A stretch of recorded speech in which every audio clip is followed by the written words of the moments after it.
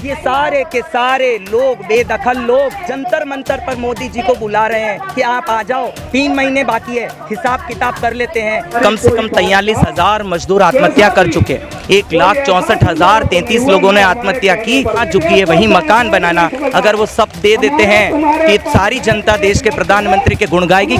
यही सरकार है जो इनको बसा के लिए आई थी, वही अब इनका सहार करने आती है। तो सर, अभी आप जंतर मंतर पे जो प्रोटेस्ट कर रहे हैं, यहाँ पे महिलाएं काफी सारी आई हुई हैं, क्या रीजन है? महिलाएं इसलिए आई है कि सदियों से जो पुरुष प्रधान समाज है वो घर का पूरा ठेका जो है महिलाओं को पकड़ा के रखा है पर घर के अंदर जो भी होता है, चाहे वो रोटी का सवाल है, चाहे वो आवास का सवाल है, चाहे सफाई का सवाल है, चाहे कोई भी काम है, वो सारे काम होते तो महिलाएं के द्वारा, परंतु समाज में उन महिलाओं को वो स्थान नहीं मिलता है। आज ये तमाम महिलाएं यहाँ आकर ये प्रमाण दे रही है कि आवास की वजह से जो सफ़र महिलाओं को करना पड़ रहा है, जो देश की आधी आबादी महिला है, वो अगर प्रभावित हो रही है और अगर उनको आवास नहीं मिल रहा है तो केवल आवास अधिकार का हनन नहीं है, ये बाल अधिकार का, ये महिला अधिकार का, ये नागरिकों के अधिकार का, ये उसके शिक्षा, स्वास्थ्य, सारे अधिकारों का हनन है और विशेष रूप से कहें तो मानवाधिकारों का हनन है। आज यहाँ पर ये तमाम मातृशक्ति यहाँ पर बैठी है और ये कह रही हैं कि जब देश की आधी आबादी ही को ही ये अधिकार नहीं मिल रहा है तो ये देश तो गुलामी की श्रेणी में खड़ा हुआ है। जिस महिला के पास में रहने के लिए सम्मानजनक घर नहीं है, इसका मतलब वो गुलामी की श्रेणी में खड़ी हुई है। ये देश में गुलामी की सड़ांध है और बदबू आ रही है। ये मॉडर्न डे स्लेवरी है। आज यहाँ पर ये तमाम महिलाएं आई हैं, ये मॉडर्न डे स्लेवरी का पर्दाफाश करने के लिए आई हैं कि इस देश के अंदर गुलामी हो रही है और उस गुलामी के बारे में कहीं कोई बात नहीं कर रहा है। सब अपने मुद्दों पे बात कर रहे हैं पर कोई नहीं कह रहा है कि आवास का न मिलना गुलामी है, मजदूरी का पूरा न मिलना गुलामी है, काम का न मिलना गुलामी है। और अगर देश में गुलामी व्याप्त है, गुलामी की बदबू आ रही है, भारत के माथे पे गुलामी का कलंक है, तो वो देश आज़ाद कैसे हुआ? अमृत महोत्सव मना रहे हैं और दुनिया गुलामी का रंग में बैठी है। वो अमृत महोत्सव गुलामी की बात कर रहे हैं, देश तो आजाद हो चुका। देखिए ये कौन सी आज़ादी है जहाँ एक गरीब व्यक्ति के पास न काम है, न काम का पूरा दाम है, न आवास है, न उसके पास में उनके बच्चों को पढ़ाने के लिए सरकारी स्कूल है, स्कूल भी बंद कर रही है सरकार। तो अब तो कुछ रहा ही नहीं है। जब आपके संविधान में सारे अधिकार हैं, उन अधिकार का लाभ इन तमाम मजदूरों को नहीं मिल रहा है तो वो गुलाम नहीं है तो वो आज़ाद कैसे हैं? ये सवाल खड़ा करते हैं। ये मॉडर्न डे स्लेवरी, ये आधुनिक गुलामी है और ये भारत के माथे पर कलंक है। इसका जवाब देश के प्रधानमंत्री को और देश की सरकार को देना पड़ेगा।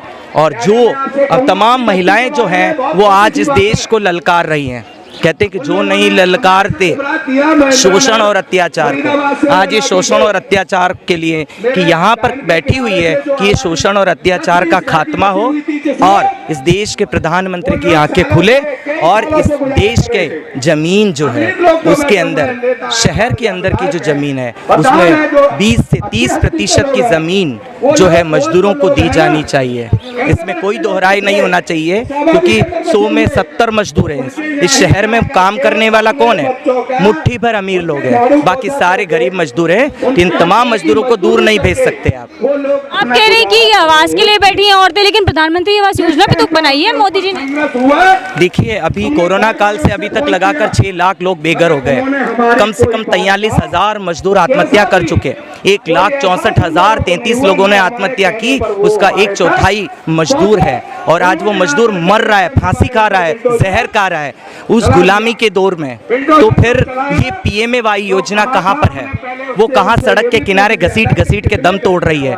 एक भी यहाँ पर बैठा हुआ मजदूर, कम से कम हजारों की तादाद में लोग बैठे हैं, एक को भी प्रधानमंत्री आवास योजना का घर मिला क्या? जरा सवाल कीजिए। अखबारों में बड़े-बड़े विज्ञापन छापे जा रहे हैं, वो सारे झूठे और ढकोसले हैं। हम बात करते हैं गांधी के अंतिम व्यक्ति की, गांधी ने कहा था कि जिस दिन देश में अंतिम व्यक्ति को उसके सारे अधिकार मिलेंगे और जिस दिन उस अंतिम व्यक्ति को सम्मान मिलेगा, डिग्निटी मिलेगी, काम मिलेगा, रोजगार मिलेगा, रोटी मिलेगी और आवास मिलेगा, उस दिन यह देश सही मायने में आज़ाद होगा और तरक्की करेगा। यही बात भगत सिंह ने कही। हम भी कोई नई बात नहीं कर रहे हैं, हमारे जो देश के अमर शहीदों ने कहा वही बात हम आज कर रहे हैं। पर हम आज फिर से मुद्दा खड़ा कर रहे हैं 1947 की आज़ादी के बाद भी अभी वास्तविक आज़ादी बाकी है, जिसकी लड़ाई ये देश का ज़मीन पर काम करने वाला, मेहनत करने वाला, जो देश की 65% GDP को बढ़ाता है, इस देश में विकास का जो सूचकांक है ना, उसमें 65% कंट्रीब्यूशन करने वाला मजदूर यहाँ पर बैठा हुआ है।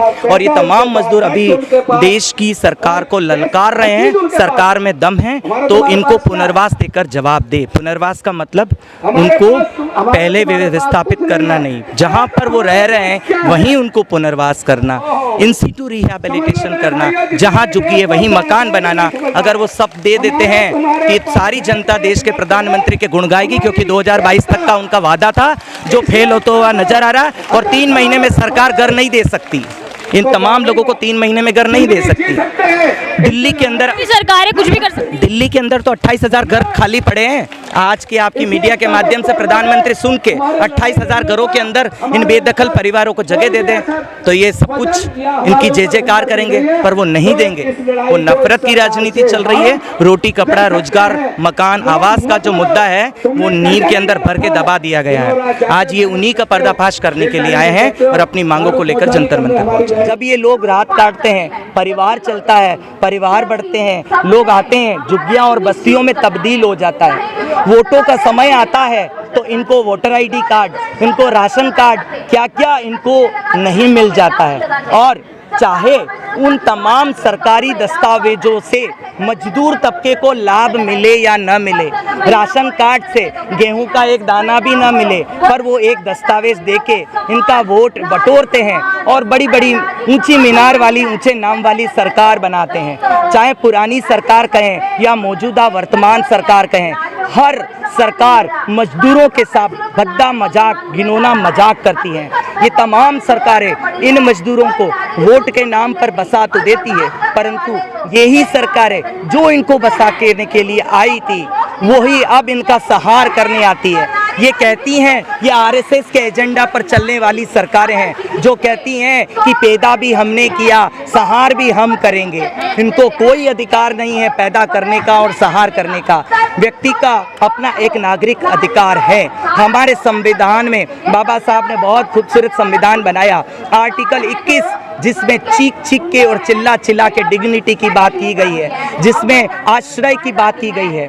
मैं ये कानून अपने माता पिता और मेरे परिवारों द्वारा बताया हुआ नहीं बता रहा, ये देश की माननीय उच्चतम न्यायालय ऊंची से ऊंची अदालतों में फैसला दिया। 1980 के दशक की बात करो, ओल्गा तेलिस का फैसला आया, पूरे देश के अंदर जो होमलेस थे उनका मुद्दा उठा कि किस प्रकार से होमलेस को आश्रय मिलना चाहिए। होमलेस मतलब बेघरों को आश्रय मिलना चाहिए। उसके बाद में चमेली सिंह का फैसला आया, उसके बाद में और आगे बढ़ते हैं सुदामा सिंह का फैसला आया, उसके बाद और आगे बढ़ते हैं अजय माकन का फैसला आया।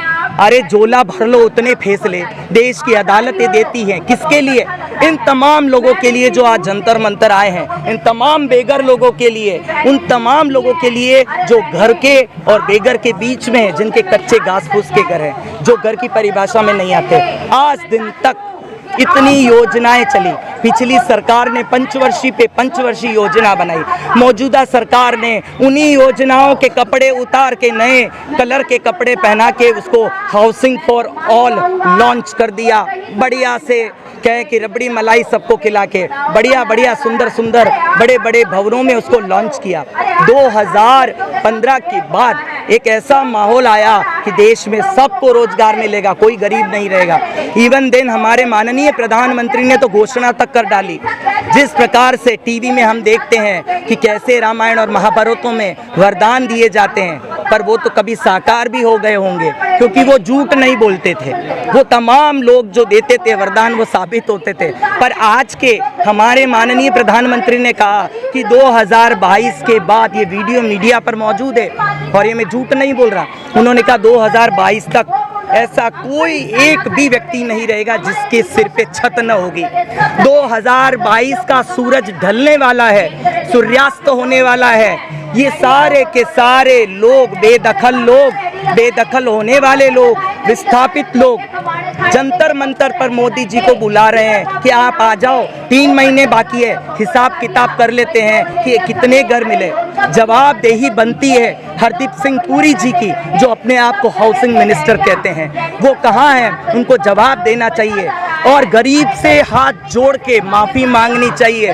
प्रधानमंत्री जी ने तो गरीबों के, दलितों के पैर धोए थे, वापस इनसे माफ़ी मांगिए। गरीबों के साथ मजाक कर रहे हैं। तीसरी बात, दिल्ली के अंदर 2015 में जो है यूसिप की पॉलिसी बनी, जो ये कहती है कि 2015 के बाद जो भी आएगा उसको पुनर्वास नहीं मिलेगा, पर 2015 के पहले जो लोग किसी बस्ती में रह रहे होंगे और वो बस्ती 2006 में बनी हुई होगी तो उसको हम पुनर्वास देंगे।